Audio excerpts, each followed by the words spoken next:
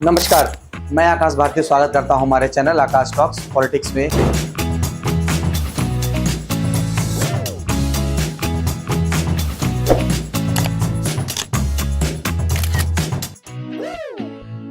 बस एक ही प्रतिनिधित्व है कि राहुल गांधी जी इस देश के प्रधानमंत्री बने, उत्तर प्रदेश में कांग्रेस पार्टी की सरकार बने और भारतीय जनता पार्टी का शीघ्रातिशीघ्र अंत हो। आपके अनुमान से 27 में कितनी सीटें जीतेगी कांग्रेस? 27 में 300 प्लस रहेगी। 300 प्लस रहेगी। बिल्कुल।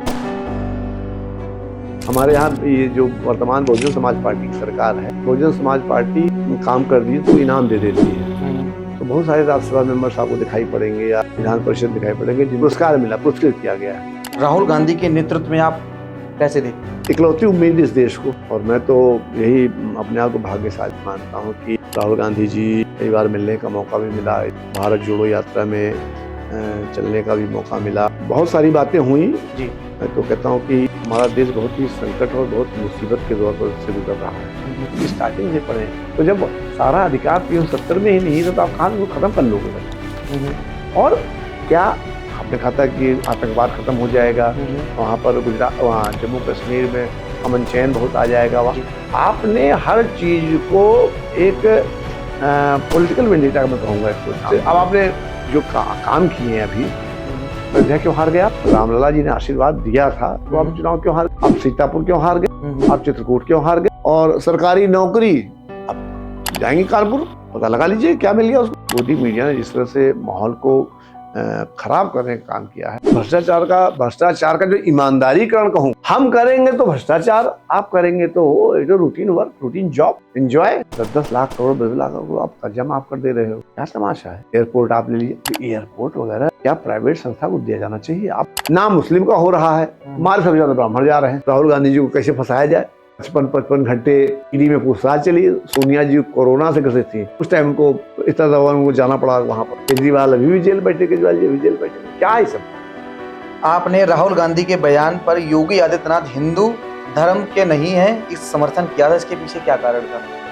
अब हिंदू धर्म के हैं या नहीं है बहुत जानकारी मुझे नहीं है, लेकिन सनातन के साथ नहीं है जहाँ तक मुझे जानकारी है। आपने विकास की जो अवधारणा दे दी है, एयरपोर्ट चमकाए देश नहीं चमकी, रेलवे स्टेशन चमकाए देश नहीं चमकी, लंबे लंबे एक्सप्रेस बनाने से देश नहीं चमके, एक्सप्रेस वे बनाने से देश नहीं चमकेगा। अडानी अंबानी का रोजगार चमक जाएगा, चमकाइए। आप गांव गांव में नहीं घुस रहे हैं, आप बच्चे बच्चे के तक नहीं जा रहे हैं, बर्बाद हो रहा है। आज हमारे साथ में नकुल द्विवेदी जी, पूर्व कैबिनेट मंत्री, कांग्रेस नेता आए हैं। मैं आपका बहुत बहुत स्वागत करता हूं हमारे चैनल में। नमस्कार जी, धन्यवाद आपको बहुत बहुत। कैसे हैं आप? एकदम fine, first class. First class हैं, बहुत अच्छी बात है। तो फिलहाल आपके कुछ क्वेश्चंस लेकर आए हैं आपके लिए हम। पहला प्रश्न हमारा ये रहेगा, आपने 2007 में बसपा से आपने राजनीतिक करियर स्टार्ट किया, कैसे स्टार्ट किया और राजनीति में एकदम से आने का क्या विचार हुआ आपका?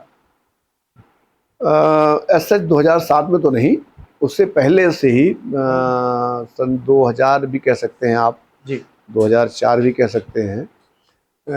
पॉलिटिक्स में इससे पहले तो स्टूडेंट पॉलिटिक्स में रहे हम लोग लखनऊ विश्वविद्यालय में, उसके बाद हाई कोर्ट में बार की पॉलिटिक्स में रहे जी, फिर बार काउंसिल की पॉलिटिक्स में रहे, उसके बाद फिर बार काउंसिल की पॉलिटिक्स से फिर बीएसपी की पॉलिटिक्स में आ गए। तो ये कहिए कि वो बहुत शुरू से ही राजनीति में इंटरेस्ट रहा जी, तो राजनीति करते चले आए। 2000 में उसके बाद से हमारे सीनियर पंडित श्री सतीश मिश्रा जी ने बीएसपी में काम शुरू किया, तो हम लोग फिर बीएसपी से जुड़ गए जी।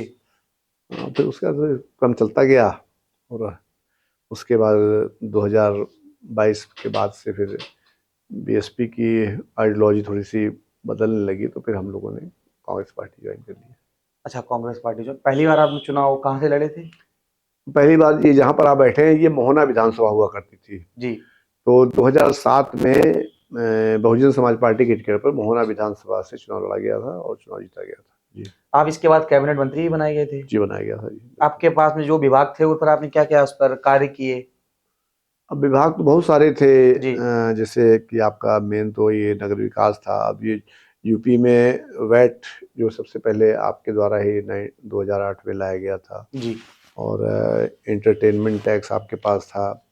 प्रदूषण में तो हम लोग हर महीने में बैठक लेते थे, और जिलेवार प्रत्येक जिले में पोल्यूशन को रोकने के रोकथाम पर क्या कार्रवाई की जानी है, क्या कार्रवाई की गई, क्या कार्रवाई भविष्य में की जानी है, उस पर हम लोग समीक्षा बैठक करते थे। तो पोल्यूशन आपके पास था, आपके पास इंस्टीट्यूशनल फाइनेंस था, आपके पास कल्चर था, आपके पास आप जल निगम एज चेयरमैन काफ़ी वाटर ड्रिंकिंग वाटर पे भी काफ़ी काम किया गया है। सीवर पे जब मैंने 2007 में संभाला था तो जी एक मीटिंग में मैं गया वहाँ पर दिल्ली में। तो वहाँ पर हम लोगों की पोजीशन बहुत ज़्यादा डाउन थी, हम लोग 17th नंबर पे थे। तो हमारा कोई भी प्रोजेक्ट वहाँ पर सीरियसली लिया ही नहीं जाता, हमारे DPRs वगैरह को माना ही नहीं जाता था। फिर आप सबके शुभकामनाओं से और पार्टी की एक्टिविटीज से फिर हम लोगों ने बहुत सारे DPR सबमिट किए, और जितना भी JNR वगैरह काम यूपी में स्टार्ट हुआ सब 2007 के बाद से ही स्टार्ट हुआ, और उस सब में आपका योगदान रहा। आपने अपनी जो आपके पास में जो मिनिस्ट्री थी उस पर आपने काफ़ी ज़्यादा काम किए हैं। जो प्रेजेंट टाइम पर जो भाजपा सरकार चल रही है, उस पर जो मंत्री प्रेजेंट टाइम पर आपके विभाग के पास हैं, वो काम अभी तक पूर्ण रूप से कर पा रहे हैं कि नहीं कर पा रहे हैं आपके हिसाब से? देखिए, एक निगाह ब्यूरोक्रेसी की होती है, जी। एक निगाह पॉलिटिकल पर्सन की होती है। तो जो ब्यूरोक्रेट होता है वो उसको उसने संघर्ष तो किया नहीं होता है, हुआ होता है, उसको तो किसी चीज़ का पुरस्कार, किसी का। हमारे यहाँ ये जो वर्तमान बहुजन समाज पार्टी की सरकार है, बहुजन समाज पार्टी आप कोई भी काम कर दीजिए तो इनाम दे देती है। तो बहुत सारे राज्यसभा मेंबर्स आपको दिखाई पड़ेंगे या विधान परिषद दिखाई पड़ेंगे जिनको कि पुरस्कार मिला, पुरस्कृत किया गया है। तो इस तरह से जो वर्तमान में ऊर्जा और नगर विकास मंत्री हैं, बहुत ज़्यादा तो उनके बारे में डिटेल नहीं जानता हूँ, लेकिन उनको पुरस्कृत किया गया है, और वो ऐसे पुरस्कार स्वरूप ही विभागों को चला रहे हैं, विभाग चल रहे हैं। जी। अब राजनीति में आने से पहले एक वकील थे, लखनऊ हाईकोर्ट में एक प्रोटेक्ट करते थे। 2006 में एक उत्तर प्रदेश में बार काउंसिल का सदस्य चुना गया, जिससे आपने सबसे अधिक वोट प्राप्त किए। इसका अनुभव आपके राजनीतिक यात्रा में भूमिका कैसे निभाई आपने? अब ये पूछिए तो चूंकि हमारे सीनियर, जो नाम बताया मैंने आपको, माननीय सतीश चंद्र मिश्रा जी, वो बार काउंसिल मेंबर थे। तो जब उन्होंने बार काउंसिल छोड़ा तो उनका निर्देश हुआ कि उसको बार काउंसिल तुमको लड़ना है। तो फिर बार काउंसिल मैं लड़ गया चुनाव, और 2005 में बार काउंसिल के चुनाव प्रचार के दौरान ही मुझे BSP से विधानसभा का भी टिकट मिल गया था। तो इधर बार काउंसिल का चुनाव खत्म हुआ, और रिजल्ट आने के पहले मैं लग गया अपने विधानसभा चुनाव में। तो बार काउंसिल भी जीता गया, उसके बाद फिर विधानसभा भी 2007 में जीता गया। जो चुनाव आपने पहली बार जीता, उस पर कैसी चुनौतियां थी, क्या क्या चुनौतियां थी, कुछ बताइए। अब विधानसभा चुनाव में इस एरिया में जो गोमती नगर है, विकास नगर है, जानकीपुरम है, इंदिरा नगर है, इन सब एरियाज में BSP के लिए काफ़ी कठिनाई होती थी उस समय, और 10,000 12,000 इससे ऊपर कभी BSP को मिला नहीं था।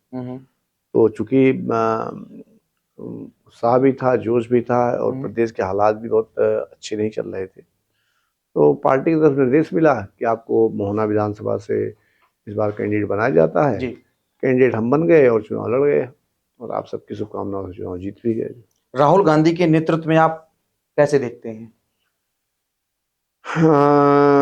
इकलौती उम्मीद इस देश को, और मैं तो यही अपने आप को भाग्यशाली, सौभाग्यशाली मानता हूँ कि राहुल गांधी जी से कई बार मिलने का मौका भी मिला इस दौरान, के उनके साथ भारत जोड़ो यात्रा में चलने का भी मौका मिला।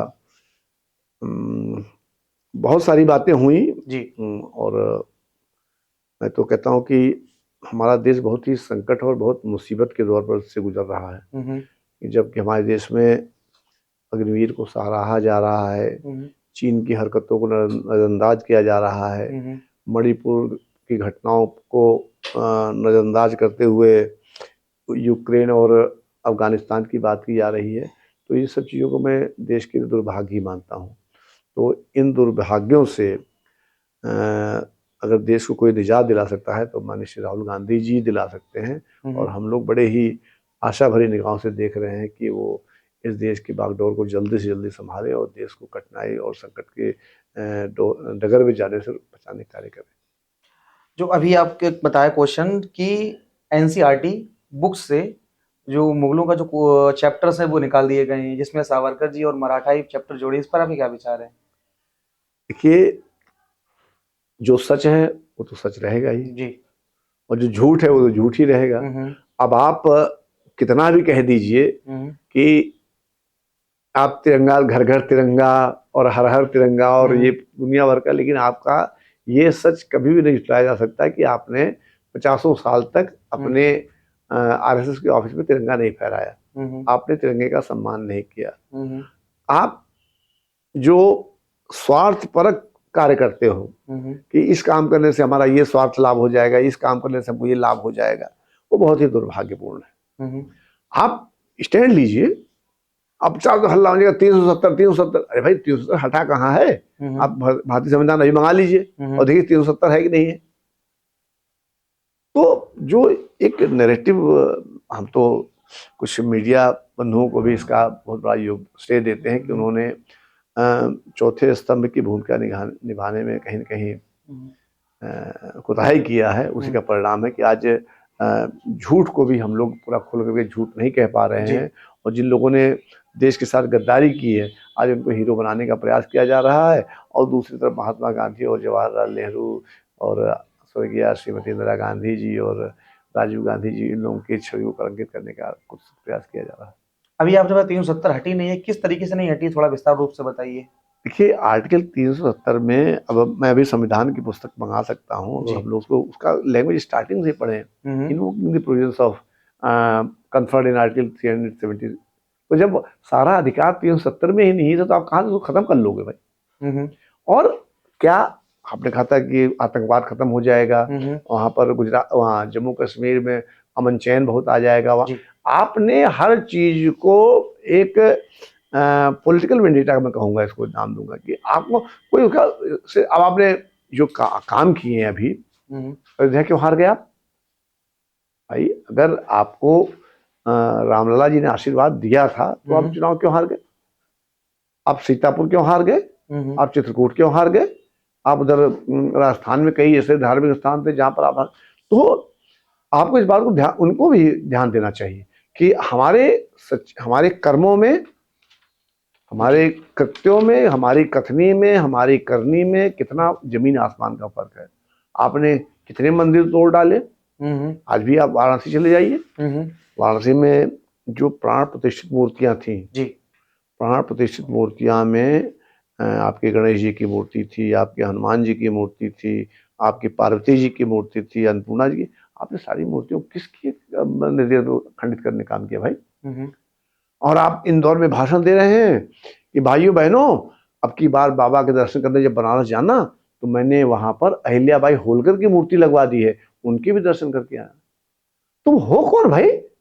Who are you to decide किसकी मूर्ति लगी, किसकी मूर्ति लगी? हमारे मंदिरों तक को भी आपने अपवित करने का प्रयास किया, जो कि बहुत ही दुर्भाग्यपूर्ण है। मैं तो जात से ब्राह्मण हूँ और पूजा पाठ में भी मैं पूरा रहता हूँ, लेकिन आप पूजा पाठ करते हैं, आप न्याय के नाम पर लोगों को ढूंढ ढूंढ के उनकी हत्याएं करवाते हैं, आप उनको अगर राजनीतिक आपका कोई प्रतिद्वंदी है तो आप उसकी हत्याएं करवा देते हैं। आपने बना दिया प्रदेश को क्या?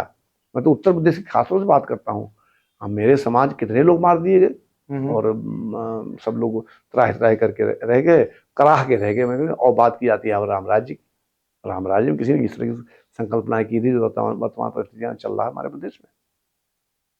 क्या आपको लगता है कि मीडिया अब भी लोकतंत्र का चौथा स्तंभ बची है या फिर पूरी तरह से पक्षपाती हो गई है? कुछ न कुछ उम्मीद बनी ही रहती है, लेकिन हाँ, ये कि मैं यही कहूंगा कि बहुतायत में आज हम अखबार उठाते हैं, अखबार देखने का मन नहीं करता। अभी मैंने 5-6 दिन पहले ही, पहले तो मैं 3-4 साल तक अखबार देख ही नहीं रहा था। हमारे छोटे भाई साहब ने अखबार मंगाना शुरू किया तो 2-3 दिन मैंने तो बार को उसको झेला, फिर उसके बाद मैंने कहा इसको बंद करो। इंडियन एक्सप्रेस, अब मेरे यहाँ इंडियन एक्सप्रेस आ रही है। इंडियन एक्सप्रेस देख के थोड़ी सी राहत मिल जा रही है। ट्रांसपेरेंसी लेकर आ रहे हैं इंडियन एक्सप्रेस। हाँ, ट्रांसपेरेंसी तो है, मतलब ये कि भाई अब उनको भी विज्ञापन चाहिए। अब विज्ञापन किसको नहीं चाहिए। तो अब खबरों में, अब आज कलकत्ता की खबर, कलकत्ता के डॉक्टर की हत्या की खबर पूरे नेशनल इशू बन गया। कासगंज में महिला अधिवक्ता की जिस तरह से निर्मम हत्या हुई है जी, कल मैं वहां पर था, पूरा कांग्रेस का डेलीगेशन पूरा वहां गया था। अब उस पूरी हत्या को ही राजनीतिक रंग दिया जा रहा है, मुसलमानों नाम हिंदू बनाया जा रहा है। तो कुल मिलाकर के हम ये नहीं कह रहे कि आप दोषियों को छोड़ दीजिए, आप दोषियों को कड़ी से कड़ी सजा दीजिए, लेकिन प्लीज इस तरह की घटनाओं में राजनीति को अलग रखिए। यहाँ पर जब भी कोई घटना घट जाती है, अभी आपके लखनऊ में भी यही पर मुश्किल से 5-7 किलोमीटर पे अब एक हत्या हुई थी, आपको याद होगा, आपके कानपुर में ही हुई थी, रूरा में, नेहा दीक्षित, प्रमिला दीक्षित। अब नेहा दीक्षित, प्रमिला दीक्षित को झोपड़ी में दबा करके जिंदा जला दिया गया, और जिंदा जलाने के बाद जो है उनका बेटा है प्रमिला दीक्षित का, शिवम दीक्षित जी, शिवम दीक्षित से ऑडियो एक वायरल हुआ, आप लोग वीडियो वायरल हुआ था, आप लोगों ने देखा होगा। इस प्रदेश के एक बड़े भरे नेता वो कह रहे हैं तुमको 1 करोड़ रुपए का मुआवजा, पक्का मकान और सरकारी नौकरी। अब जाएंगे कानपुर, पता लगा लीजिए क्या मिल गया उसको। इस तरह से जो प्रदेश की मीडिया ने चीजों को, देश की मीडिया ने, मैं तो कोई गोदी मीडिया कहूंगा, मैं गोदी मीडिया ने जिस तरह से माहौल को खराब करने का काम किया है, ये या तो अंग्रेजों ने किया था या हिंदुस्तान में वर्तमान में भारतीय जनता पार्टी सरकार में हो रहा है। एक बढ़ते हैं कानपुर का एक केस था विकास दुबे के मामले में। आपने कहा था कि सरकार ब्राह्मणों पर अत्याचार कर रही है, इस पर आपका क्या विचार है? मैंने विकास दुबे पर ही नहीं कहा था, अभी आपने विनोद उपाध्याय सुना होगा, अभी लेटेस्ट, जिस दिन प्राण प्रतिष्ठा थे, जब शिला पूजन हो रहा था विकास दुबे चल रहा था। अच्छा चलिए मान लीजिए, थोड़ी देर के लिए हम विकास दुबे को अपराधी मान लेते हैं। शिला पूजन का कार्यक्रम चल रहा है जी अयोध्या में, हेलीपैड बना हुआ है, इस पर माननीय नरेंद्र मोदी जी उतरेंगे। उस हेलीपैड के अंदर 2 कुर्सियां लगाई जा रही हैं। एक कुर्सी पर आज तक की एंकर श्वेता सिंह जी बैठ रही हैं, और दूसरी कुर्सी पर इस प्रदेश के मुखिया बैठ रहे हैं। बताइए, आप विश्व स्तरीय कार्यक्रम कर रहे हैं और वहां पर चर्चा क्या हो रही है कि विकास दुबे की गाड़ी पलटी कैसे। अब बिल्किस बानो से आप किसको अपमानित करते हो भाई? कश्मीर फाइल से आप किसको अपमानित करते हो भाई? वाराणसी में आपने 3 महीने में जमानत दिला दी आपने, अपमानित कौन हो रहा है भाई? अजय मिश्रा टेडी से कौन अपमानित हो रहा है भाई?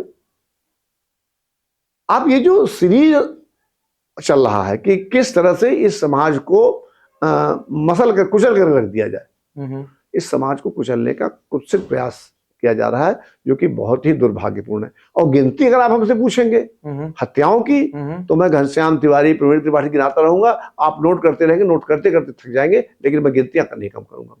कितनी हत्याएं कर दी, और सब राजनीतिक। आप ठीक है, आपके पास शासन है, आपके पास सत्ता है, आपके पास ताकत है, आप शासन सत्ता, अभी हमारे नेता ने कल ही कहा जी कि एसटीएफ वगैरह से तो बाकायदा वो कराया जा रहा है। तो हमारे मनमाफिक हो, तुम इधर बैठो। तो हमारे वो जिस दिन प्राण प्रतिष्ठा हो रही थी, उस दिन विनोद उपाध्याय को ढूंढ करके उसका एनकाउंटर किया गया, और विनोद उपाध्याय को वह व्यक्ति था जो कि 2007 में विधानसभा चुनाव लड़ा था गोरखपुर से, और 27,000 के वोट पाया था। सिर्फ राजनीतिक प्रतिद्वंदता में आपने उसको मारा। कोई क्रिमिनल केस नहीं वर्तमान में, आपने ढूंढ गए भाई। विकास दुबे में क्या हुआ? विकास दुबे में पिछले 10 साल से कोई एक 307 का मुकदमा हुआ। 307 के मुकदमे में ठीक है, आपने मुकदमा हुआ है, आप जो कानूनी कार्रवाई करिए, आप दिन में जाइए, उसको अरेस्ट करके देख लीजिए। रात में 1:30 बजे सैकड़ों की संख्या में लोग असलाह वगैरह लेकर के किसी के घर में अगर जाकर उसकी दीवार तोड़ेंगे, उसका घर तो तोड़ेंगे, वो बहन बेटी बहू वाला व्यक्ति है, फूल पत्ती नहीं फेंके। अगर उसके असले हैं तो अपने घर की इज्जत बचाने के लिए वो सब कुछ करेगा जो कर पाएगा। फिर आपने कहा वो संतोष शुक्ला की उसने हत्या में शामिल था, अरे भाई उसके लिए कानून बना हुआ है, फांसी दे दो उसको उड़ा करके, कौन मना कर रहा है। वही तो नेहा दीक्षित क्रिमिनल कौन से क्रिमिनल थी, खुशी दुबे कौन से क्रिमिनल थे, और आज विकास दुबे के उसी कांड के क्रम में कितने ब्राह्मण जेल में बैठे हुए हैं। रूरा गांव के उधर आसपास आज कितने, और उन सब लोगों को जेल वो सजा कराने की व्यवस्था चल रही है। एक तरफ गैंग रेप के लड़कों को लचर पैरवी के माध्यम से जमानत दिलाई जा रही है, और दूसरी तरफ रूरा गांव का ब्राह्मण होने का खामियाजा आज पूरा का पूरा गांव भुगत रहा। जैसे कानपुर देहात कोर्ट में पता लगा लिए, देखिए कितने लोग मुकदमा चला, कितने लोग जेल बैठे हुए, और for no reason, for no crime. जैसे कि आपने बताया गोदी मीडिया, जो उससे रिलेटेड जैसे कि अन्य पार्टियां विरोध करती हैं कि सीबीआई, ईडी, एनआईए का दुरुपयोग कर रही है भारतीय जनता पार्टी, इसमें कितनी सच्चाई है? इस तरीके को क्या आप किस तरीके से देखते हैं? 100% सच्चाई है। आप आज हमारी पार्टी में हैं, ईडी भी आएगी, सीबीआई भी आएगी, इनकम टैक्स भी आएगा, आप शाम को चले जाइए और कहिए साहब ठीक है लाइए हमको वो दे दिए, कमल का फूल ले लेते हैं हम, कमल का फूल ले लेंगे, सारे खत्म। तो पार्टी में भाजपा जनता पार्टी ज्वाइन करने से कोई ईडी रेट नहीं पड़ेगी। अजीत पवार वगैरह तो आप हम आपको बताएंगे, पूरा देश जानता है, कौन नहीं जान रहा है, बच्चा बच्चा इस बात से वाकिफ। अब इनके बुश खिलाफ कार्रवाई करें। सेबी की जो है चेयरमैन पर्सन है, जो आईसीआईसी बैंक में भी कर्मचारी हूँ, कई तनख्वाह की जगह काम, कई जगह सैलरी ले रही थी, अब तो फुल प्रूफ हो चुका है। अब करें पनिश, करें दूध का दूध पानी का पानी, चौकीदार है ना, फकीर है, बिल्कुल कराए नहीं। देश के साथ देश न्याय मांग रहा है, तो देश को न्याय मिलना नहीं, आप जान रहे हैं, हम भी जान रहे हैं।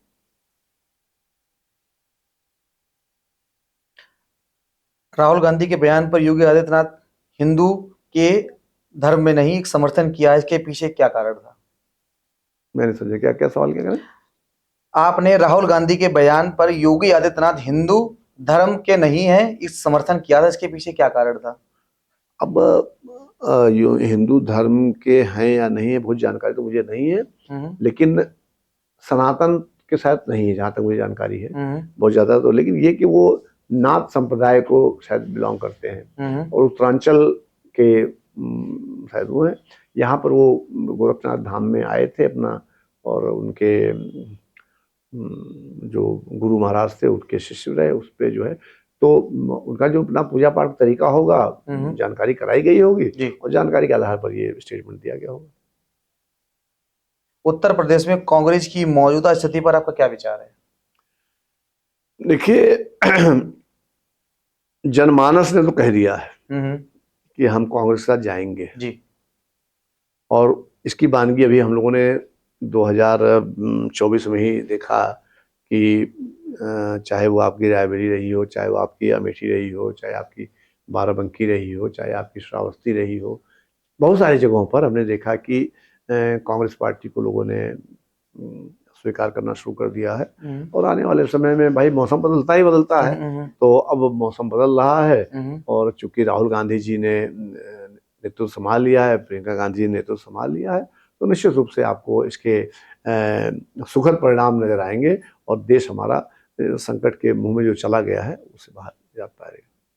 कांग्रेस के एक मैनिफेस्टो दिया था 2024 चुनाव में कि हर प्रति महिला को महीने पर 10,000 रुपए देंगे, तो बीजेपी ने बोला था कि किस तरीके से देंगे, क्या तरीके से देंगे, ये थोड़ा बताइए विस्तार रूप से। बताया तो गया था कि भाई अब आप चूंकि हम सत्ता में नहीं आ पाए हम लोग, और आप लोग बनाइए, शुभकामनाएं दीजिए कि नीतीश कुमार जी को और नायडू साहब को और इनको पासवान जी को सबको सद्बुद्धि आए, और आए तो लोगों को फिर दिलाया जाए। और देखिए बहुत स्पष्ट है कि अगर आप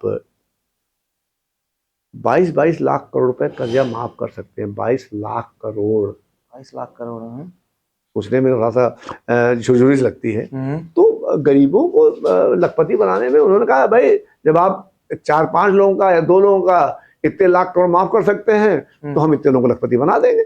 बहुत टफ नहीं है, बहुत कठिन काम नहीं है। हमारे देश में जो अब वास्तव में देखिए एक तरफ आप उसकी बात करते हैं, जब अब आईपीएल है, हाँ। आईपीएल 12 महीने चल रहा है, और आईपीएल में हो क्या रहा है, आईपीएल में जो हो रहा है वो हम भी जानते हैं, आप भी जानते हैं। और जो कि अभी आप यहाँ पर ताश गड्डी लेके बैठ जाइए तो तुरंत पुलिस आपको गिरफ्तार भी कर ले जाएगी, चालान भी हो जाएगा, जेल भी कर दे देगी, मुकदमा चलेगा आपका। आईपीएल में टिकट ठाट से खेलिए, कोई वो नहीं, आपके मोबाइल पे भी आ रहा, अभी मेरे मोबाइल अभी भी आ रहा था, मैं देख रहा था। अब लोग कहते हैं कि यहाँ पर एकाना स्टेडियम में जब मैच होने वाला होगा तो आपको किसी होटल में कमरा नहीं मिलेगा, आपको वहां पर 80-80 हजार रुपए का एक कमरा। कौन आता है उस कमरे में, कौन रहता है, आप भी जानते हैं, हम भी जानते हैं। तो जिस देश में जहां पर आप लगभग 100 करोड़ लोगों को बताते हैं कि हम 5 किलो राशन पर जीवित रखे हुए हैं, जिस प्रदेश में आप कहते हैं कि हम 25 करोड़ में से 20 करोड़ लोगों को राशन दे रहे हैं, 5 किलो राशन दे रहे हैं, तो उस प्रदेश में, उस देश में आप विकास के नाम पर जो तमाशा बचाया हुआ है आपने, जो यहाँ के नौजवानों को जो आपने एक गलत दिशा में ले जाकर के उनकी ज़िंदगी को चौपट करने का कुत्सित प्रयास किया है, कार्य किया है, ये अति निंदनीय है। आज हमारे बच्चे पेपर लीक से और अनएम्प्लॉयमेंट से इतना दुखी हैं कि पूछिए मत। और मैं तो बहुत साफ तौर पर इस बात का पोषक हूँ और समर्थक भी हूँ कि अगर ईमानदारी से चला जाए तो हमारे रिटायर्ड एम्प्लॉयज़ को पेंशन भी आराम से मिल सकती है। जो हमारे सैनिक हैं उनको उनके जो ये अग्निवीर वगैरह ला करके उनको मान सम्मान का जो गुस्ताखी की जा रही है उस पर भी रोक लग सकता है, और हमारे नौजवानों को भरपूर सम्मान के साथ सरकारी नौकरी मिल सकती है, जिस तरह से 2014 के पहले 2017 के पहले हमारे प्रदेश में हुआ करता था। अभी आपने बताया पेपर लीक होने का क्या कारण है, इसके भी तो सरकार की देखिए, पेपर लीक अगर गवर्नमेंट टाइट हो जाती है तो इसे पेपर लीक भी हुआ नहीं करता, ये सब बड़ा होता है भाई। चूंकि सबूत मेरे पास भी नहीं है तो मैं बहुत ज़्यादा नहीं कर सकता। इतना ये है कि करोड़ों रुपए, अरबों रुपए आता है एक एग्ज़ाम कराने के नाम पर, नौजवान बच्चों से जो वसूली होती है उसके लिए, फॉर्म भरने के लिए और उसके लिए तो होती है। और अब तो अभी आपने नीट का देखा होगा, नीट का तो इतना खराब दिखाया है कि चिंता। अब एक आईएएस महोदया का अभी कल शायद डिस्चार्ज हो गई, खेड़वार क्या नाम था उनका, जो फर्जी, कितने लोग ऐसे होंगे जिनका पकड़ा ही नहीं जाएगा और वो आईएएस होकर अपना मौज कर रहे होंगे। जब हमारा वजीर ही, जब हमारा चौकीदार ही गड़बड़ हो गया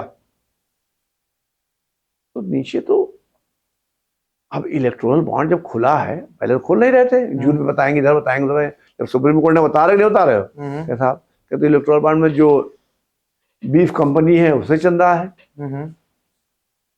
आपके कोरोना वैक्सीनेशन कंपनी से चंदा है। तो अब सेबी के प्रमुख से भी कितना चंदा, ये भी देखने वाली भी बात होगी। तो ये जो भ्रष्टाचार का जो सरलीकरण कहूं या भ्रष्टाचार का जो ईमानदारीकरण कहूं, हम करेंगे तो भ्रष्टाचार, आप करेंगे तो जो routine work, routine job, enjoy.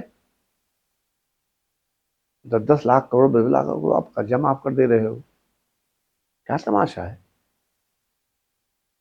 Airport आप ले लीजिए, एयरपोर्ट वगैरह क्या प्राइवेट संस्था को दिया जाना चाहिए? आप बताइए, आप लोग यहाँ बैठे हुए सब लोग जो ज्ञानी लोग हैं, एयरपोर्ट हमारे लिए, हमारे देश की संप्रभुता, देश की सुरक्षा और देश के क्या बोल शब्द उसके लिए इस्तेमाल करना चाहिए, ग्लोबलाइजेशन के लिए, ग्लोबलाइजेशन किनारे करिए। अब तो हम तो सबसे पहली बात तो जो सिक्योरिटी है, बता दें साहब इतना उसका इंडस्ट्री का बम फेंक दो तो सब नाश हो जाए।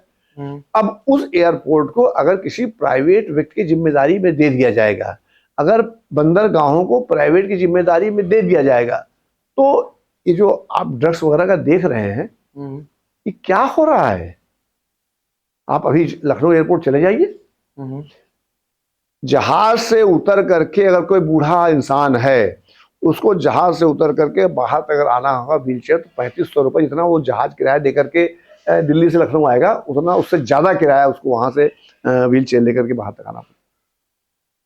क्या हो रहा है? मैं तो बहुत साफ इस बात को, आप लोग शायद सहमत नहीं होंगे, लेकिन मैं तो इस बात का बहुत साफ समर्थक हूँ। सुबह मुझे नींद खुली मेरी, और मैंने नींद खुलते मैंने कहा कि मुझे आज ये चारबाग रेलवे स्टेशन लेना है। प्रस्ताव बनाओ चारबाग स्टेशन का। प्रस्ताव बनने लगा, क्योंकि भाई इतने सबसे बड़े बादशाह का आदेश है। चारबाग स्टेशन का प्रस्ताव बन गया, और जब चारबाग प्रस्ताव बन गया है, उन्होंने कहा कि मेरे पास तो पैसे नहीं है। क्या पैसे नहीं? कोई बात नहीं, कितना पैसा चाहिए? उन्होंने कहा कि हमें 5 लाख करोड़ रुपए चाहिए। कहें तो 5 लाख करोड़ में आ जाए? कहा कह दो भाई, 5 लाख करोड़ कर्जा दो इनको। सरकारी खजाने से 5 लाख करोड़ का कर्जा मिल गया, उससे आपका स्टेशन आ गया। सरकार का पैसा कर्जा दिया गया, कर्जे के पैसे से वो स्टेशन खरीद लिया गया, और स्टेशन खरीदने के बाद उसके बाद क्या हुआ? अब ये कर्जा तो हम नहीं अदा करेंगे। कोई बात नहीं करोगे? हाँ भाई, बनाओ प्रस्ताव। भाजपा कर्जा माफ कर रही है सभी लोगों का। सभी लोगों का नहीं, माफ तो वास्तव में वही लोगों का हो रहा है। लेकिन मैं आपको जो बता रहा था रेलवे स्टेशन का, वो आपने घूम गया कि वो रेलवे स्टेशन एक मतलब free of cost. Free of cost आपकी बाबा आदम के जमाने की बनाई गई धरोहर आपके टैक्स के पैसों से लगा करके आपसे वो टैक्स के नाम पैसे ले करके दिया गया, और देने के बाद आपका स्टेशन जो है वो तुरंत गया और बिक गया, और फिर कहा गया कि नहीं पैसा नहीं, तुम्हारा पैसा भी हम। तो सोचिए रहा इसको जो है कि हमारे देश में ये चल रहा है, और हम और आप मूक दर्शक बने हुए हैं और चुपचाप टुकुर टुकुर ताक रहे हैं कि हे ईश्वर वो दिन आए कि जब हम इन लोगों से मुक्ति पाएं, ताकि हमारा देश गुलामी की राह पर जाने से बच सके। इतने बड़े आप 56 इंच वाले हैं, चाइना से आप क्यों नहीं एक शब्द बोल पा रहे हैं भाई? अरे चाइना छोड़िए, आप तो लंका है और नेपाल से नहीं बोल पाते। तो ये सब हमारे देश में नहीं था, जो कि 2014 से होने लगा, और हम और आप इसके प्रत्यक्षदर्शी और इस वातावरण में जीने को मजबूर हैं। सबसे बड़ा दुर्भाग्य जो है कि जो मुट्ठी पर करोड़पति अरबपति बन रहे हैं, वो किस शाम को सब बोरिया बिस्तर बांध करके कनाडा में, स्विट्जरलैंड में, अमेरिका में, विदेश में जाकर के अपना निवास स्थान बना लेंगे।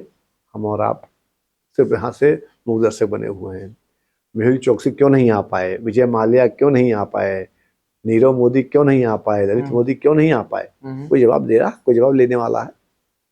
न कोई जवाब लेने वाला है, और देने वाले तो कहते हैं आप नहीं लेके जाओ, जाओ जो करना हो कर लो। चलिए आगे बढ़ते हैं। 2024 के लोकसभा चुनाव में कांग्रेस को उत्तर प्रदेश में कम सीटें मिली, इस पर क्या राय है? इतनी सीटें कम क्यों आई हैं? अब कम तो नहीं आई। 2024 में 17 सीटों पर लड़े थे, 17 सीटों पर लड़के 6 सीटें जीत लिया गया था। हाँ, 6 जीते हैं, 6 जीता गया था, और कुछ सीटों पर थोड़ी दिक्कतें हो गई थी, तो वो सीटें हम लोग, जैसे कि अब फॉर एग्जांपल एक सीट थी वहाँ पर बांसगांव हम जीत लिए थे, हमको हरा दिया गया क्योंकि गोरखपुर मंडल की सीट थी। अब 3001 मतलब जिस सीट को आलानिया हम लोग जीत चुके थे, और फिर वही एक फोन जाता है, आप बाकी सब जानते ही, आप 3150 वोट से हमको हारा डिक्लेयर कर दिया गया। कैसे हरा दिया? क्या समझे नहीं, इसको समझाइए थोड़ा सा। कैसे? वहाँ पूरा प्रशासन लग जाता है ना, तो प्रशासन ये में गड़बड़ कर देता है। अरे आपने चंडीगढ़ वाला दिखा नहीं था, वो जो मेयर के चुनाव में वो ऐसे कैमरा देख करके वो, फिर जब सुप्रीम कोर्ट ने कहा अब इसका कोई सबूत नहीं मिल पा रहा है, नहीं तो यहाँ भी भयंकर रूप से हुआ। जिस चुनाव को हम लोगों को 100% जीतना चाहिए, सदर प्रसाद जी को सांसद होना ही होना था। अभी आप चले जाइए या मेरे साथ चलिए आप कोई एक एरिया ले लीजिए आप, और एरिया में आप भ्रमण करिए। जैसे मैंने भ्रमण किया था चुनाव के 3-4 दिन पहले कौड़ीराम में मैं रहता था। कौड़ीराम में मैंने एक तरफ से मार्केट में, मैं पूरे मार्केट में घूमा करीब 2 किलोमीटर के एरिया में, और एक एक दुकान पे गया। मुझे सिर्फ एक आदमी मिला, नीरज पांडे, जो कि वहां के वाइस प्रेसिडेंट उपाध्यक्ष थे भारतीय जनता पार्टी। वो थोड़ा सा अदरवाइज सबने कहा कि साहब यहाँ पर तो हम लोग सब कांग्रेस वोट देंगे, बीजेपी से, और उसके बाद भी जो है गठबंधन पर तहज जाएंगे। तो ये भी चल रहा है। ब्राह्मणों और अन्य वर्गों के लिए आपकी क्या योजनाएं हैं? देखिए, योजना तो कांग्रेस के लिए है जी, और कांग्रेस के माध्यम से जो जो योजनाएं बनती जाएंगी उन योजनाओं पर काम करने का इरादा है। हम तो सिर्फ इस देश को, इस देश में की जो संप्रभुता है, इस देश की जो आन बान शान है, देश देखिए हमारा कभी झूठ के भरोसे नहीं चला है। देश हमारा कभी फरेब, 420 बेईमानी, भ्रष्टाचार के बेसिस पे नहीं चला है। हमारा देश जो है वसुधैव कुटुंबकम की परिभाषा पे चला है और विश्व में इसका अपना जलवा रहा है। लेकिन जो फर्जी तरीके से कि साहब डंका बज रहा है और लग रही लंका है, तो वो उसको हम लोग को मिटाना है। उसी को मिटाने के प्रति हम लोग समर्पित हैं, वचनबद्ध हैं, उसी पे हम लोग काम कर रहे हैं। कि कांग्रेस उत्तर प्रदेश में सत्ता हासिल कर सकती है? कर सकती है 100%। कब तक? 100%। अरे इसी 2 साल बाद देखिएगा आप, 27 में, 27 चुनाव में, 27 चुनाव में। अभी आपको आश्चर्य लग रहा है जी, अभी आपको आश्चर्य लग रहा है। देखिए 6 कितनी लोकसभा में हम लोग आ गए हैं, अगर गठबंधन को जोड़ लीजिए आप तो 42 राज्य तो ही है, और उसमें 5 से गुणा कर लीजिए, 40 कर लीजिए, 200 सीटें हो गई। तो बहुमत तो अभी है, बहुमत तो आप कहिए तो 2024 में ही है गठबंधन के पास, यूपी में। तो गठबंधन अगर अभी से है तो आप 2027 का भविष्य समझ लीजिए। जो गठबंधन हुआ है ये, इस गठबंधन से सपा की सीटें ज्यादा निकली, कांग्रेस की कम निकली, इसका क्या मेन रीजन रहे हैं, ये बताइए। देखिए, कांग्रेस की सीटें और सपा की सीटें हम लोगों ने एक प्लेटफॉर्म पे लड़ा, करीबन 63 पे वो लड़े और थोड़े पर हम लोग लड़े, 15-20 सीटों पर। तो अगर अनुपात निकालेंगे आप तो अनुपात में हम कहीं कम नहीं है, कांग्रेस में अनुपात में कम नहीं है।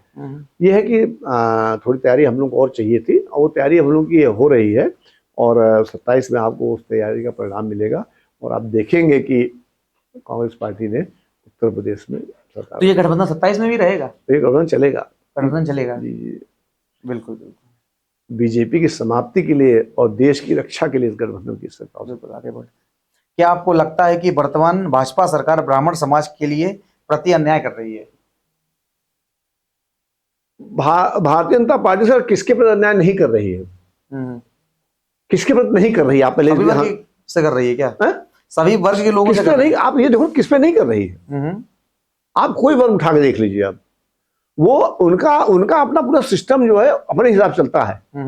अत्याचार तो सब पर कर रहे हैं, लेकिन ना मुस्लिम का हो रहा है, हमारे सबसे ज्यादा ब्राह्मण जा रहे हैं। अगर आप पिछले 5-7 सालों का रिकॉर्ड उठा के देखिए तो अगर आप देखेंगे कि सरकारी और गैर सरकारी हत्याएं तो सबसे ज्यादा आप देख लेंगे आप ब्राह्मण समाज की हुई है। मुस्लिम समाज में आपने वो अपने तुष्टिकरण के लिए दिखाया कि साहब नहीं नहीं नहीं नहीं कोई नहीं, लेकिन आपने निपटाया है कायदे से पंडित जी लोगों को। समाज में ब्राह्मण समुदाय की स्थिति पर आपके क्या विचार है? कि समाज तो हमारा संकट में है, जी, हो रहा है नहीं, समाज तो संकट में है। और खास तौर से ये जो एक भारतीय जनता पार्टी द्वारा जो एजेंडा चलाया जा रहा है कि आपने तरह तरह की भांत में फिल्में बनाएंगे तो समाज की बेइज्जती करेंगे, आप किसी को जेल से रिहा करेंगे तो भी समाज की बेइज्जती करेंगे, आप किसी को हाईलाइट करेंगे। अब भाई ठीक है, अगर अपराध निकल ही गया था तो आप उनको हटा देते, लेकिन आप उनको मंत्रिमंडल में बैठाए रखा।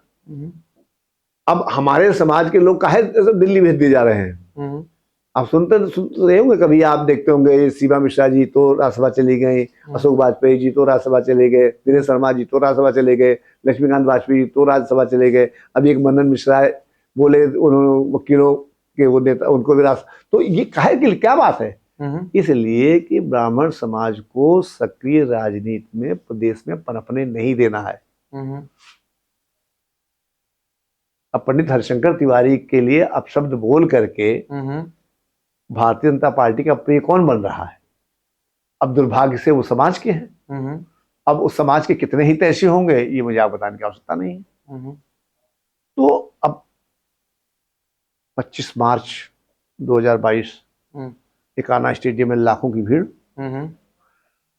उस भीड़ में शपथ ग्रहण समारोह, डबल निरंजन की दूसरी बार डॉक्टर दिनेश शर्मा जी जो 5 साल ब्राह्मण समाज के सबसे बड़ा चेहरा रहे, 5 सीढ़ी चढ़ गए, उनसे कहा गया नीचे उतरिए, कहाँ चले आ रहे हैं आप? कह रहे भाई नीचे बैठिए। केशव मौर्य चुनाव हार करके डिप्टी सीएम से ऊपर मिल रहा और उनसे कहा जा रहा है, एक साहब ने कहा देखिए उनके बगल में कोई डिप्टी सीएम आप समाज तो है, वो कौन है?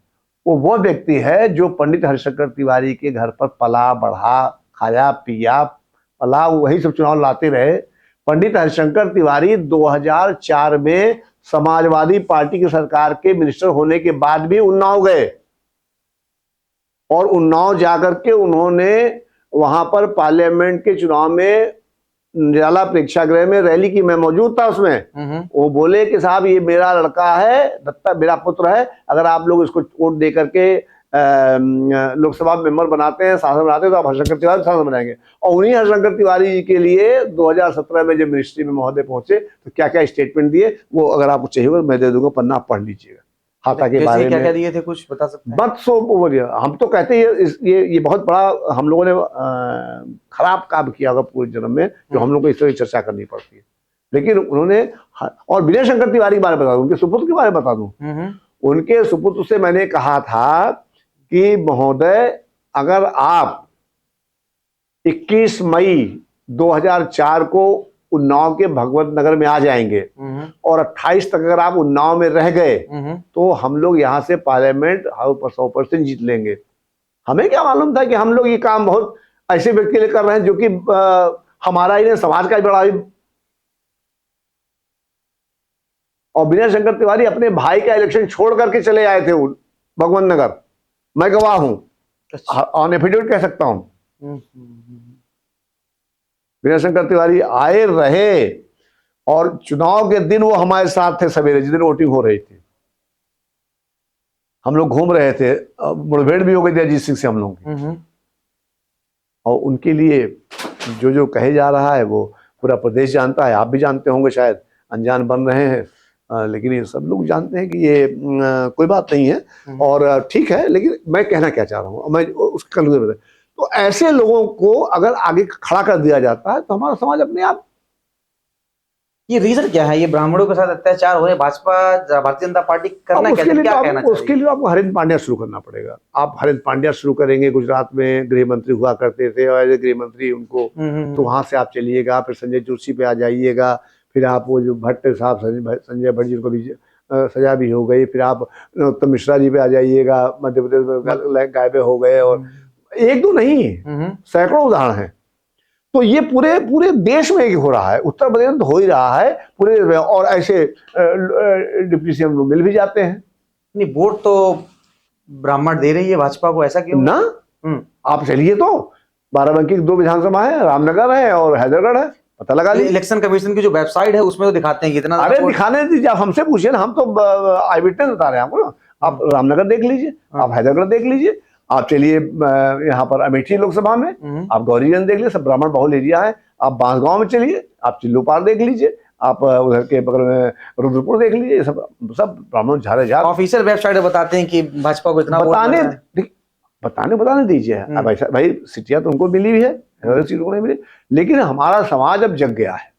अच्छा, हमारा समाज पूर्णतः जग गया है और उन सब लोगों ने अब जो उनका पुराना घर था ठीक है, इसका कोई कारण हो सकता है, सब लोगों ने अपने पुराने घर के रुख कर लिया है और इसका आपको परिणाम 2027 में देखने को मिलेगा। कांग्रेस में रहकर आपकी प्रतिबद्धताएं क्या हैं? बस एक ही प्रतिबद्धता है कि राहुल गांधी जी इस देश के प्रधानमंत्री बने, उत्तर प्रदेश में कांग्रेस पार्टी की सरकार बने और भारतीय जनता पार्टी का शीघ्रातिशीघ्र अंत हो। आपके अनुमान से 27 में कितनी सीटें जीतेगी? पूर्ण बहुमत से आएगी? कौन 27 में कांग्रेस 27 में 300 प्लस रहेगी, 300 प्लस रहेगी? बिल्कुल रहेगी, गठबंधन के साथ में बिल्कुल 300 प्लस रहेगी। और बीजेपी का तो उल्टी गिनती चालू हो गई, अब तो उनको जमीन के लिए मिलेगी। अब साल 2 साल और अत्याचार कर ले, अन्याय कर ले, ठीक है। भारत में बढ़ती बलात्कार की घटना पर आपकी क्या राय है? अब तो चले जाइए आप, यहीं पर 100 किलोमीटर पे है, महसी गांव है, बीए फाइनल की स्टूडेंट परवीन कहाँ की? फैजाबाद अयोध्या में, फैजाबाद अयोध्या में। और बीए फाइनल की स्टूडेंट, उसके साथ रेप हुआ।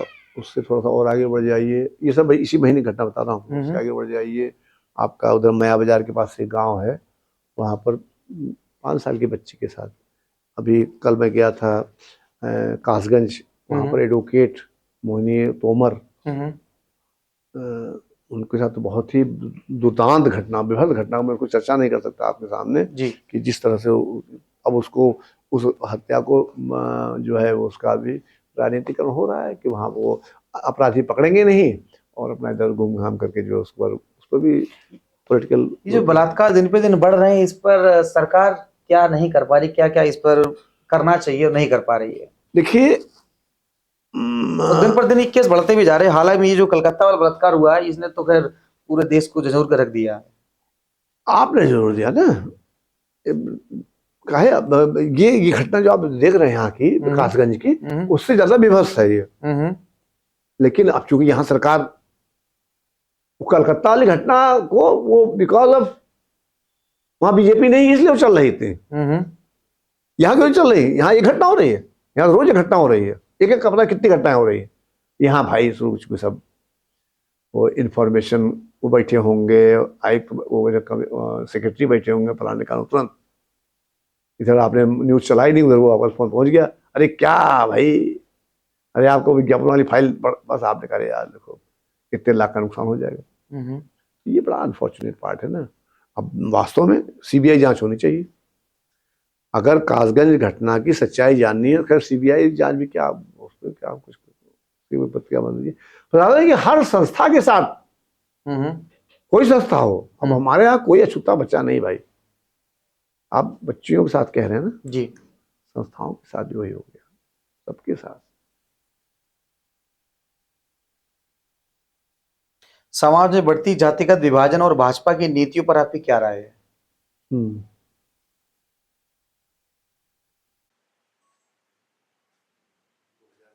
क्या डायलॉग मारे गए थे और सत्ता में आने के तुरंत बाद से ही जो है क्या क्या तमाशा शुरू हो गया। देखिए, जो दुख की बात है, दुख की बात यही है कि जब हमारे लिए प्राथमिकता सिर्फ कुर्सी हो जाती है और हम लोग कुर्सी के लिए कुछ भी किसी भी स्तर तक जाने के तैयार हो जाते हैं, तब इस तरह का माहौल बन जाता है। न्याय नहीं होगा और लॉ एंड ऑर्डर में अब आप जो है जिसको जब चाहे तब गिरा देंगे। अगर तुम हो तो तुम्हारे लिए ये कानून है, ये है तो उनके लिए ये कानून है, वो है तो उनके लिए कानून ही नहीं, जो चाहे सो करें। 3-3 महीने में आप गैंग रेप के अपराधियों की बेल होने देंगे। तो इस तरह का जब माहौल आप देंगे देश को, प्रदेश को, जिस तरह का माहौल देंगे तो निश्चित रूप से सब चीज़ें बढ़ती बिगड़ती जाएंगी और सफल नहीं होंगे। जान लीजिए, सफल नहीं होंगे क्योंकि हमारे जनमानस बहुत जागरूक है, बहुत जागरूक है, बहुत समझदार है। वो इनके चालों को खूब अच्छी तरह से समझ चुकी है। वो इनको 2027 में बहुत मजबूत सवाल तो 3-4 प्रदेशों में सबक सिखाने जा रही है। आपके साथ एक गेम खेलेंगे, रैपिड फायर। इसमें आपको मैं 2 ऑप्शन देंगे, तुरंत ही कुछ बताना होगा। काशीराम जी या मायावती जी? काशीराम जी। बिल्कुल। कांग्रेस का भविष्य जीत या संघर्ष? जीत। यदि आप राजनेता ना होते तो क्या होते? वकील। वकील। वकील के अलावा अगर ना कुछ होते तो किसमें प्रोफेशन जाना मन था आपका, वकील के अलावा? वकील, नेता, समाज सेवा। समाज सेवा। आपका पसंदीदा राजनीतिक नेता कौन है? राहुल गांधी। राहुल गांधी जी। राहुल गांधी के अलावा कौन हो सकता है? प्रियंका जी। प्रियंका जी। हाँ, उन्होंने ज्वाइन कराया पंडित हमको। जवाहरलाल नेहरू जी। हैं? पंडित जवाहरलाल नेहरू जी भी। अब इन लोगों से मेरी मुलाकात हुई नहीं है। हम्म, और अभी तो जिन लोगों के साथ काम करने का मुझे अवसर मिल रहा है, अच्छा अच्छा। अभी मैं आपको एक पुस्तक दूंगा। जी अभी बिल्कुल। मैं आपको एक पुस्तक दूंगा, आप सब भाइयों को एक पुस्तक दूंगा। जी और मैं ये चाहूंगा कि आप उसको पढ़िए। बिल्कुल। उस पुस्तक का जो वो टाइटल है, हम्म, वो बहुत ही अच्छा टाइटल है। मैं और आपको अच्छा लगेगा उस पुस्तक को पढ़ करके। बिल्कुल बिल्कुल, आप दीजिएगा, मुझे बताइएगा। और वो राहुल गांधी जी ने अपनी स्पीच में जो 1 जुलाई 2024 को जो स्पीच दिया था पार्लियामेंट में, उसमें उन्होंने उसका वो किया है। मैं एक सेकंड, आप जी जी मुझे बिल्कुल। समय दीजिएगा। बिल्कुल दिखाइए, बिल्कुल।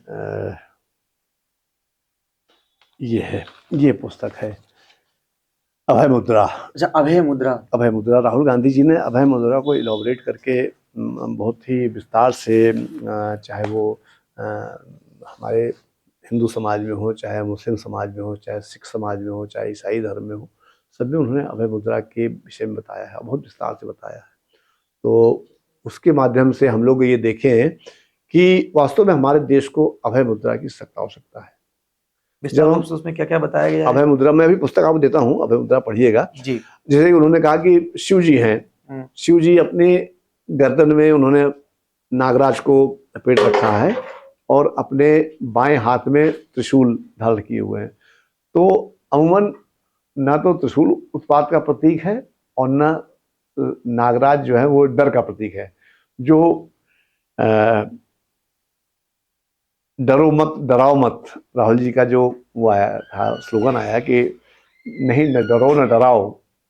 इस देश में जो ये डराने की जो नीति चली जा रही है, उस नीति से हमको कभी आप ईडी से डराते हैं, कभी आप सीबीआई से डराते हैं, कभी आप इनकम टैक्स से डराते हैं, कभी आप इनकाउंटर से डराते हैं, कभी आप आईपीसी की धाराओं से डराते हैं, कभी आप अन्य नए नए कानून बना के डराते हैं। ये नहीं बनना चाहिए। देश के हर नागरिक को अपनी बात कहने का अधिकार होना चाहिए। आपका, चूंकि आप सत्ता में, तो आपको सुनने का कर्तव्य होना चाहिए। तो जो राहुल जी की जो अभय मुद्रा की परिभाषा है, उस परिभाषा को जन जन को अपने अंदर उसको आत्मसात करना चाहिए, समाहित करना चाहिए। क्योंकि अगर हम उसको आत्मसात करके समाहित करके आगे बढ़ेंगे तो हमसे कोई गलत काम होगा ही नहीं जी। हम तो अभय मुद्रा को अलग करके त्रिशूल हम ले रहे हैं दाहिने हाथ में, सांप हम ले रहे हैं फुफकारने के लिए। तो हम अब अयोध्या में आप सर्किट रेट 50 से 200 रुपए कर दिया। किसके लिए कर दिया भाई? पहले तो आपने जमीनें सब औने पौने में सब लपेट लिया। आज 2 करोड़ की, एक आधे घंटे बाद 18 करोड़ की। आपने तो भगवान जी लोगों से भी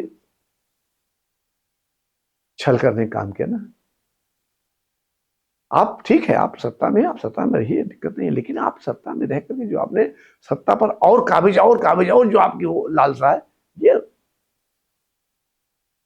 अब ऐसे तो कांग्रेस पार्टी चाहती तो वो कर देती, ऐसा नियम बना देती कि वो गांधी परिवार आजीवन सत्ता में बना रहता, लेकिन ऐसा नहीं था।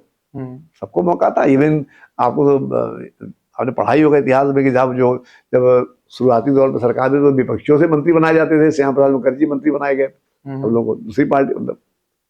तो अब तो बहाल में वो राहुल गांधी जी को कैसे फंसाया जाए। 55 घंटे ईडी में पूछताछ चली। सोनिया जी कोरोना से ग्रसित थी, उस टाइम उनको इतना दबाव में जाना पड़ा वहां पर। तो ये सब 2 मुख्यमंत्री जेल में, केजरीवाल अभी भी जेल बैठे, केजरीवाल जी अभी जेल बैठे, क्या है सब। ठीक है, तो अगले का भी नंबर आएगा। जब अगले का नंबर आएगा तो फिर जैसा साहब की जो जो जो जगह जगह जो टूर्नामेंट हो रहे हैं, इसमें खाली एक के काम हो रहा है वहां पर बैठ करके, वो सब भी खुलेगा। जब वो खुलेगा तो वो लोग भी जाएंगे, फिर ललित मोदी लाए जाएंगे फिर वहां से, बाहर से। कंगना रनौत की एक मूवी बनी है इमरजेंसी पर, ये क्या है, काला धब्बा है क्या? काहे पे कहा था? कंगना रनौत ने मूवी बनाई है इमरजेंसी पर, इंदिरा गांधी जी की, इमरजेंसी नहीं की। चर्चा करनी चाहिए हमको, आपको इस पर। अच्छा। ये चर्चा योग्य ही नहीं है। न वो चर्चा योग्य है, न उनकी फिल्म चर्चा योग्य है। मतलब किस तरीके से? ये हम लोग अपने अपने देश के मान सम्मान घटाने काम करते हैं। इनकी मूवी का उद्देश्य क्या रहा है, इन्होंने क्यों बनाई है और दिखाना क्या चाह रहे थे? ये तो छवि खराब करना चाह रहे अब हैं। भाई देखिए, चल पाएगी नहीं। तो अभी कुछ तो होता है ना कि वो कोई फिल्म को हिट कराना या चलाना उलाना हो, तो कुछ तरह इस तरह की भूमिका, ताकि कुछ चर्चा होए, आप भी पूछने लगे और चार लोगों को पूछे पाछे, फिर कुछ उसमें कुछ भी आप कर लीजिए, क्यूरियोसिटी जगेगी नहीं। और वो पहले दिन में एक आध 200 भले चलवा ले, या होता कुछ टिकट खुदे खरीदवा ले, तो बात दूसरी है भाई। 3 शब्दों में अपनी राजनीतिक यात्रा को कैसे बयां करेंगे आप?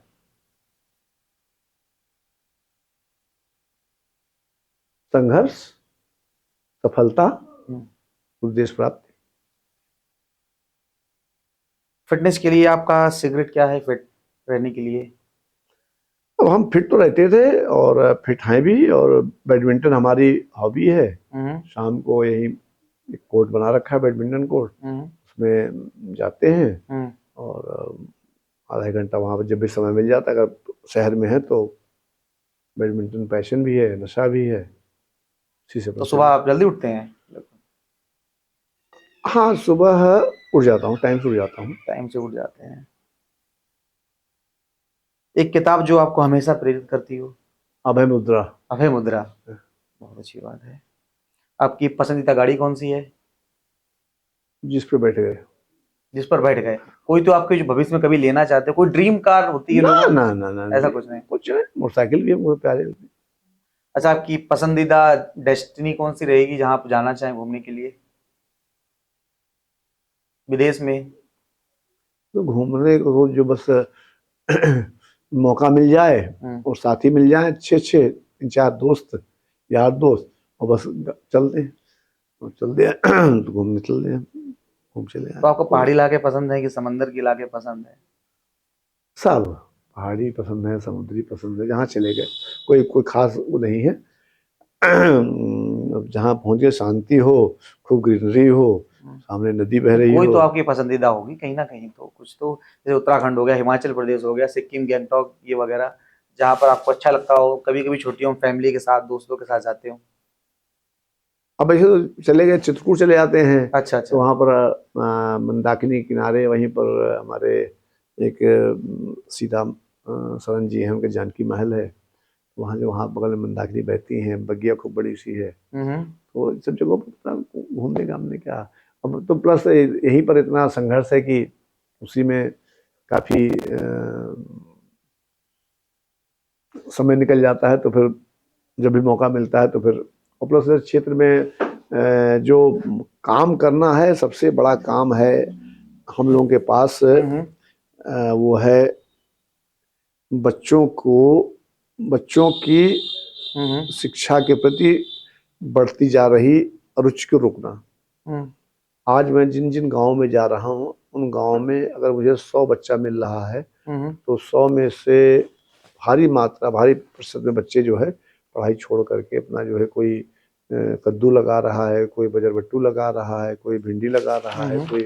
तो पढ़ाई से जो उन बच्चों को, अभी आपने देखा होगा जो बच्चे आए थे जी, तो एक हमारी ये भी बड़ी, अब चाहे आप खराब कहिए अच्छी हॉबी, एक हमारी यही हॉबी, तो हमने व्हाट्सएप ग्रुप बना रखे हैं। जैसे किसी गांव में गए, तो जैसे कि उस गांव में गए तो वहाँ पर अपना ऐसे बच्चे जो कि पढ़ाई लिखाई से थोड़ा सा विमुख हो रहे हैं, तो उन बच्चों की टीम बना देते हैं। तो उनके माध्यम से जो बच्चे पढ़ रहे होते हैं उनको कैसे बैकअप किया जाए।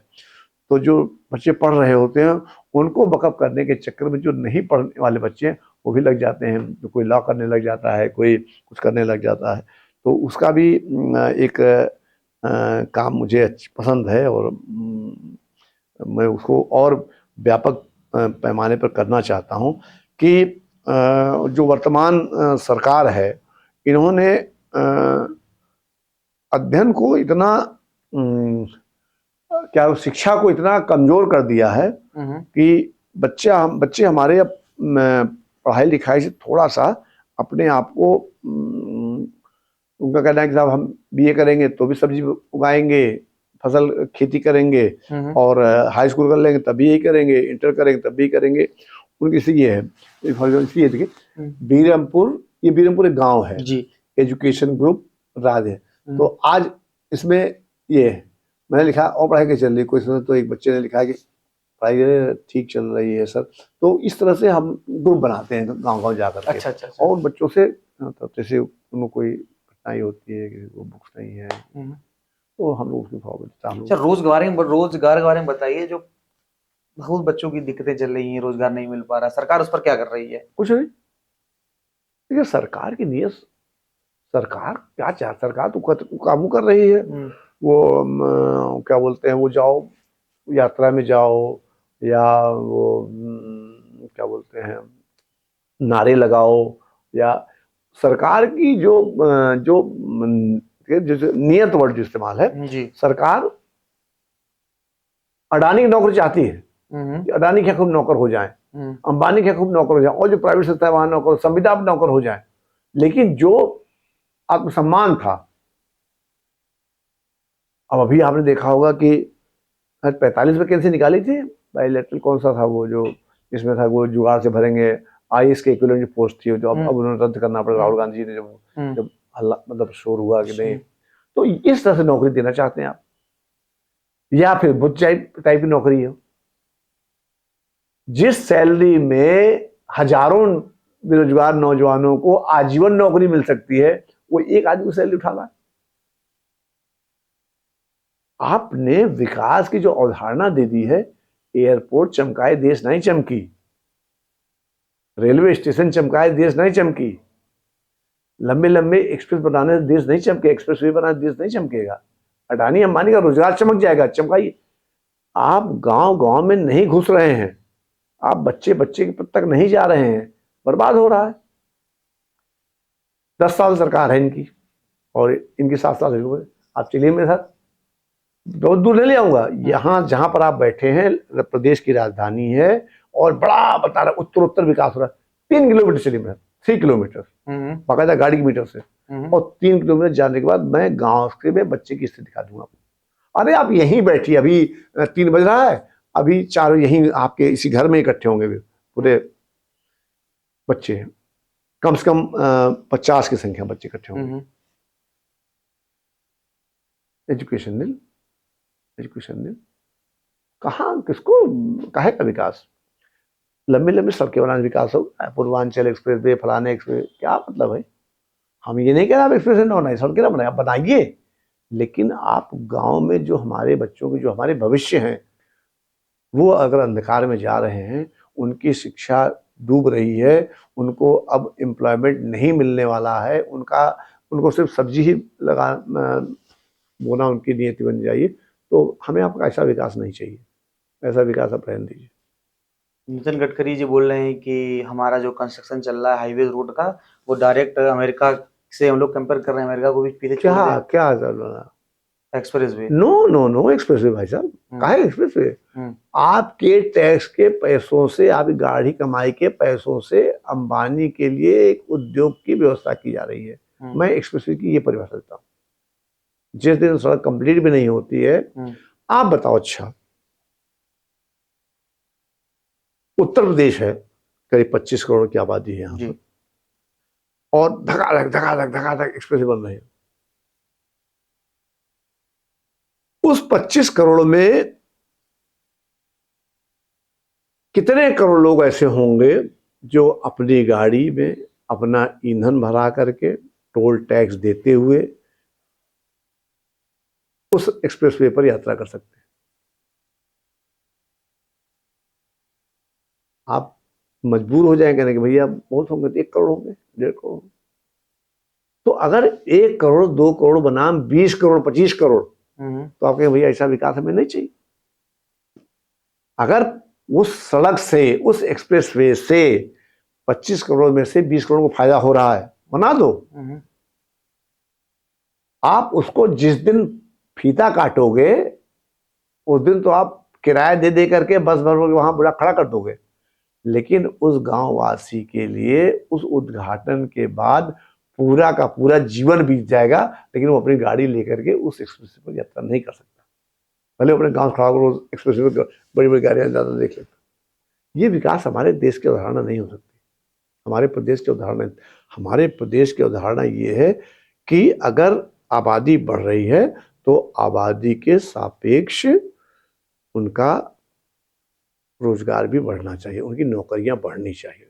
नौकरियां आप खत्म किए दे रहे हो। कोरोना काल में कितने लाख लोग निकाले गए नौकरी से, आज भी कितने लाख लोग निकाले जा रहे हैं नौकरी से। हाँ, बच्चों के 7,000 पे कर लो काम, 12,000 पे काम कर लो। अब जो बच्चा पूरा जीवन पर्यंत 7,000 12,000 पे नौकरी करेगा और सेठ उसको ऐसे देखेगा जिससे वो आएगा, और जैसे सेठ ने उसको ऐसे देख लिया, उस लड़के की तो एकदम आधी सांस ऊपर आधी सांस नीचे, कहीं आज नौकरी निकाले न जाए। और रोजमर्रा का है, पूरे जीवन पर्यंत उसको झेलना पड़ेगा। स्वाभिमान सम्मान नहीं होगा उसका, उसको तो ब्लड प्रेशर होना ही है, उसको डायबिटीज होने, उसको हार्ट फेलियर होने।